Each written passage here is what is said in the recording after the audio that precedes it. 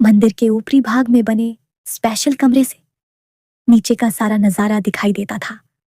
वे इस कमरे में आराम करते हुए मंदिर में आने वाले भक्तों को देखते रहते थे। वैसे तो उन्हें मर्द भक्तों से इतना मतलब नहीं रहता था, पर उनमें से वे केवल ऐसे भक्तों पर ही निगाह गड़ाए रहते थे जो उन्हें पैसे वाला दिखाई देता था। इससे उलट वे मंदिर में आने वाली उन लड़कियों और औरतों को खास निगाह से देखते थे जो गरीब घरों की होती थीं। वे अपने कमरे से ही उनके चेहरे को पढ़ लेते थे। उनमें से जिनमें उन्हें कोई उम्मीद नजर आती, उन्हें अपने दूसरे कमरे में बुला लिया जाता। इस दूसरे कमरे से ही इस कमरे तक आने का सफर तय होता था। वे इच्छाधारी बाबा कहे जाते थे। अब थोड़ा इच्छाधारी बाबा का इतिहास जान लेते हैं। उसका असली नाम मूलचंद था। वह शुरू से ही शान शौकत से जीने के सपने देखा करता था, पर वह ज्यादा पढ़ लिख नहीं पाया था, तो उसे जो सरकारी नौकरी मिली वह क्लर्क की थी। यह नौकरी भी मूलचंद को इस वजह से मिल गई थी कि उसके पिताजी भी सरकारी नौकर थे और रिटायर होने से पहले एक हादसे में उनकी मौत हो गई थी। मूलचंद को आसानी से नौकरी मिली तो उसके सपने जोर मारने लगे। अपने सपनों को पूरा करने के लिए उसके पास घपला करने के अलावा और कोई दूसरा रास्ता नहीं था। क्लर्क की तनख्वाह तो इतनी होती नहीं कि वह उसमें ऐशो आराम की जिंदगी बिता सके। घपला किया और पकड़ा गया। मूलचंद ने जितने रुपयों का घपला किया था उनको अपने एक दोस्त के पास रख दिया था, ताकि अगर वह पकड़ा भी जाए तो उसके पैसे महफूज रहें। मूलचंद को भरोसा था कि वह पकड़े जाने के बाद इन्हीं पैसों की रिश्वत खिलाकर अपने आप को बेदाग साबित कर लेगा, पर ऐसा हुआ नहीं। न केवल उसे नौकरी से निकाल दिया गया, बल्कि उसके खिलाफ पुलिस थाने में रिपोर्ट भी दर्ज करा दी गई। रिपोर्ट दर्ज होते ही उसके पैरों तले की जमीन खिसक गई। डर के मारे वह फरार हो गया। पुलिस मूलचंद को ढूंढती फिर रही थी और वह यहां वहां छिपते हुए दिन काट रहा था। पुलिस के साथ आंख मिचौली के दौरान ही वह एक मंदिर के पुजारी के पास पहुंचा। उस पुजारी ने उसे छिपने में बहुत मदद की। बाद में मूलचंद को पता चला कि वह पुजारी खुद भी सालों से ऐसे ही पुलिस से छिपता फिर रहा है। उसने तो अपनी पत्नी का ही खून कर दिया था। मूलचंद ने भी सोचा, कितने लोग ऐसे ही अपने आप को छिपाए हुए हैं, तू भी यही चोला पहन ले। मूलचंद तब तक वहां छिपा रहा जब तक उसके बाल और दाढ़ी मूंछ नहीं आ गई। फिर एक दिन वह भगवा चोला पहनकर वहां से निकल पड़ा। उसने अपना नया नाम इच्छाधारी बाबा रख लिया था। अब उसे पुलिस का कोई डर नहीं था। इच्छाधारी बाबा ने अपना जो नया ठिकाना बनाया वह एक रईस रमू का पुरखों का मंदिर था। इस मंदिर में बहुत सारी जमीन लगी हुई थी। इस जमीन को रमू ही जोतता था और सारा पैसा अपने इस्तेमाल में ही खर्च करता था। रमू को अपने पुरखों से इस वजह से चिढ़ होती थी कि इतनी सारी जमीन मंदिर में लगा दी और इतनी कीमती जमीन पर मंदिर बना दिया। वह मंदिर जिस जगह पर बना था उसकी कीमत आज लाखों रुपए में हो गई थी।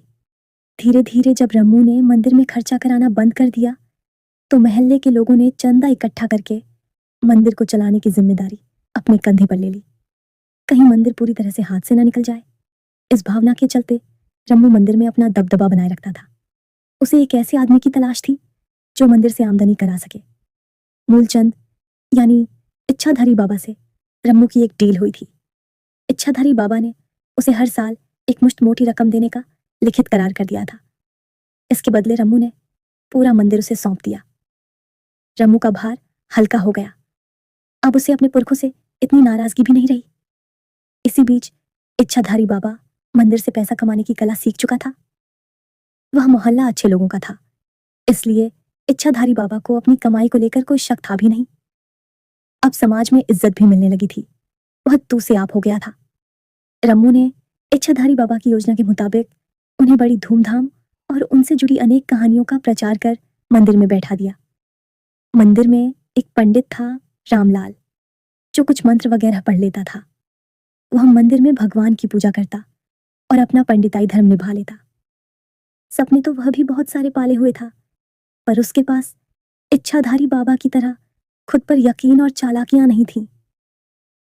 इच्छाधारी बाबा को एक ऐसा ही आदमी तो चाहिए ही था, इसलिए उन्होंने उस पंडित रामलाल के सिर पर अपना हाथ रखकर यह भी समझा दिया कि अगर उसने उनके कामों में रोड़े अटकाए तो उसकी खैर नहीं। रामलाल वैसे भी इच्छाधारी बाबा को देखकर घबरा चुका था। उनकी धमकी को सुनकर और भी घबरा गया।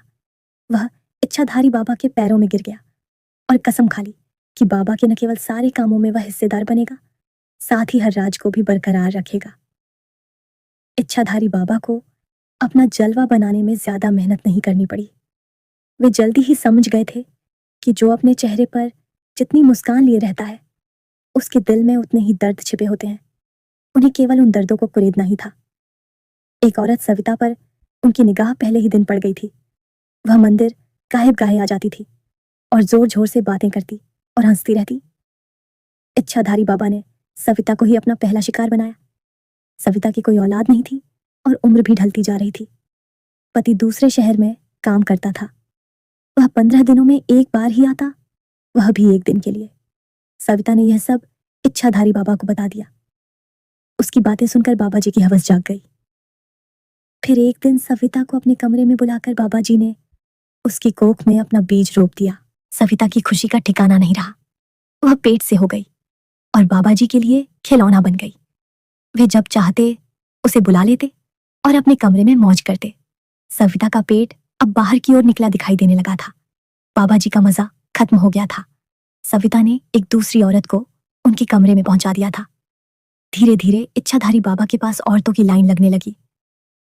इच्छाधारी बाबा की नजर अब नवीन पर गई।